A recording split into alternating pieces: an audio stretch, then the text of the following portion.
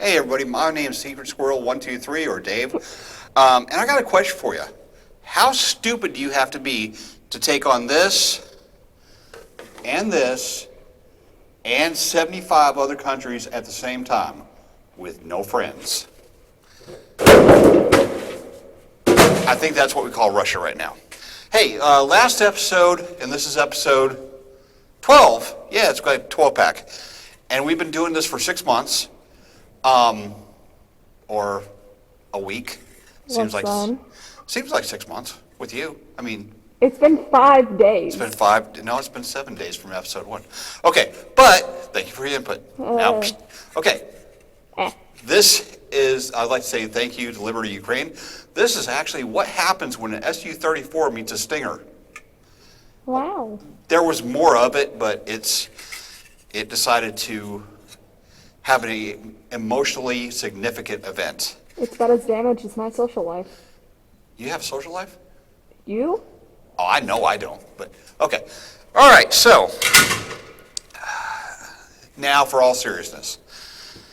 Okay, what happened today on social media and what was uploaded today on social media has no business ever happening. That is a war crime of the highest event. If you don't know what I'm talking about, a Ukrainian POW, a wounded soldier, had his head cut off and put on a stick by Wagner. All right, motherfuckers, listen to me. If you take any card, any military identification card, and flip it over in the back, it's going to have a Geneva Convention code, 1, 2, or 3. Enlisted is 1, NCO is 2, officer is 3. Nowhere on any Geneva Convention contract or card or identification device or anything does it have a classification for mercenary. You did not sign a contract. They did not sign a contract. They're getting paid. Oh yeah, they signed a contract, but they didn't sign an official contract through the government. Every Ukrainian soldier, volunteer, anybody has to sign a contract officially bringing them into compliance for Geneva Convention codes. All right? As we found out recently, you can't be somebody who's a hero, goes over there whenever they want, gives away positions, and just says, well, I have emotional issues, or I'm a drunk, and be stealing money that people donate to you. That doesn't happen. If it does happen, they get the SBU, which is their version of the FBI, tracks them down and takes care of them. The Russians, you sign a contract for a private company, you get paid to be on the battlefield. You're not protected by the Geneva Convention. All right? So if somebody gets hold of these guys and there's an issue, I don't want to hear it. Okay. What's been happening is Russia will find out that their guys did something horrible, 64th Brigade in Bucha, and what they'll do is they'll give them a few medals, and the next thing you know, they're in the front line again and again and again and again until they're all dead. So Russia doesn't have to worry about The Hague or them going to trial. Okay, enough about that. Hope they burn in hell. Okay? On a different note, Russian propaganda, RTTV and things like that. Please, let them keep talking. When I talk to somebody who says, oh, Ukraine is corrupt, Ukraine this, Ukraine that, I only have to take them and say, okay, what's going on? And let RTTV, the stupid stories they have there, bust their bubble. Oh, there's biolabs in Ukraine. Really? And we go back to the pictures that RTTV put out of high school biolabs, science labs. And then I go, okay, in a 10-mile area around here, Temple, Texas, how many biolabs are there that meet the Russians' interpretation of what a biolab is? We come up with 30 or 40, and then they realize how stupid they feel. Okay? There's 4 just in the school I go to. There's 4 in Troy High School, and I mean, there's like 12 people that go to Troy High School. Well, no, that's how many graduating, isn't it? Okay, so What? let the Russians talk. Just by talking, they give, or let the Russian officials keep talking, they give all this information out and give more and more stuff, so when they get prosecuted, they can't say, well, I didn't know. Okay. All right, moving on. Somebody asked me, where's the Armada tank? Well, in a scrapyard, hopefully. There's 12 of them. They're not standardized. They suck. They really do. They keep changing the requirements of the tanks. So every few tanks they roll off the production line, they change something major in the vehicle. It's not there yet. The design started in 2014, so it's not that old. It's too expensive for Russia to build. It's over $8 million in today's figures. When a brand new T90M runs $4 million, so Russia can't even afford to build it. It's got so much untested tech in it, it's like buying an iPhone that comes out the very first day with all the bugs in it. Okay, so yeah. In 2008, Russia set a record, Cold War record, for the most tanks built. They built 62 for their own country, and the rest of them they built for India and other countries.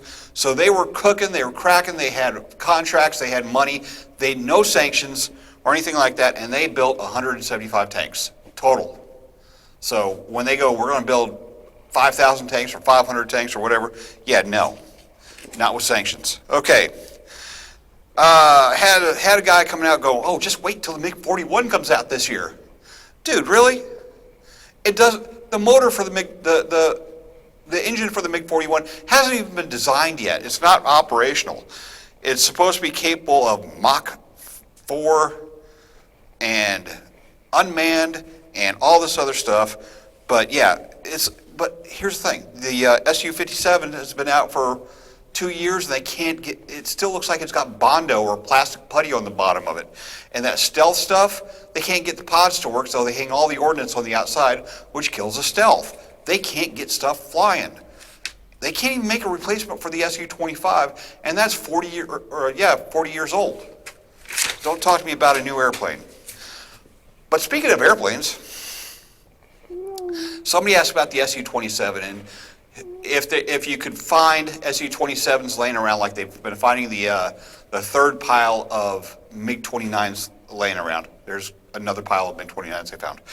And I initially said, no, it couldn't happen. But Indonesia has 5 Su-27s and 11 Su-30s that, guess what, they no longer need, because they're buying Rafales, 42 Rafales and 33 F-16s, brand new, so there's no future for those aircraft. So I'm sure if somebody said, hey, we'll give you a deal on these new aircraft if you turn in, recycle these SUs, I bet you they will. And there's 4 in the United States, so they could be sold and sent over there. But here's also the Ukrainians have 36 Su-27s in storage that just need parts. So if they talk to Boeing or whoever and they re-engineer something and maybe put F-16 engines in them or whatever, they could get those aircraft operational as well. Now, I think Europe has hit a turning point, and they really do think that Ukraine is not only going to win, they're going to win big. The reason why I say that is because Poland and other countries are now taking operational equipment out of their current inventory that they have in units, and they're now giving that equipment to Ukraine. Armored personnel carriers, tanks, and other things that previously have been held back just in case Russia attacked, they're now getting released. 200 armored personnel carriers from Poland, other equipment from other countries are now coming out of operational reserve, not just in storage or scrap yards and stuff. This stuff is going to Ukraine now. Also, now that the West is starting to build stuff up, Ukraine just got more. Yeah, good girl. You're fired. Ukraine just got more artillery that has been produced this year than Russia got in the last 10 years. Okay, so the production is really ramping up. All right, you bumped the camera again? That's not me. It's Okay. Dogs. So here's the deal. Oh yeah, if you would like a free dog, just contact us and we will give you a free dog. Comes with a teenager to watch it. Maybe it's not. Okay, so Here, let me ask you a question. Katie, Belgium, Denmark, Finland, Canada, Netherlands, Norway, and Poland, what do you think they all have in common? What? Give me something. They all like chocolates. No, they've all bought the F-35 fighter plane, okay? Since they've all bought the F-35 fighter plane, they no longer need the F-16s and the F-18s that they have currently. That is going to, within the next 6 months, free up about 200 frontline fighters that are using right now. Many of the countries like Norway have already scrapped, or not scrapped, they've already put their aircraft in storage. All right, so that's a potential pool, about 200 aircraft that could be donated to somebody. All right, last thing we're going to talk about here is trenches. Okay, so Whoa. trenches cost a lot of money to build. They're just not a hole in the ground. There's wood planking, there's fasteners, there's cement, bunkers, everything that go into it. It's a lot of money. So to make sure that they get the best value out of their money, Russia has been seen building bunkers. Here. Can they see that on the Like I said, you have that much space underneath the map that they can see. and if not, I get to dock your pay. All right. You don't pay me! I'll hire a dog. Okay, back to the thing. Right down here, they've been seen building a huge amount of trenches right here. Again, who's going to man them?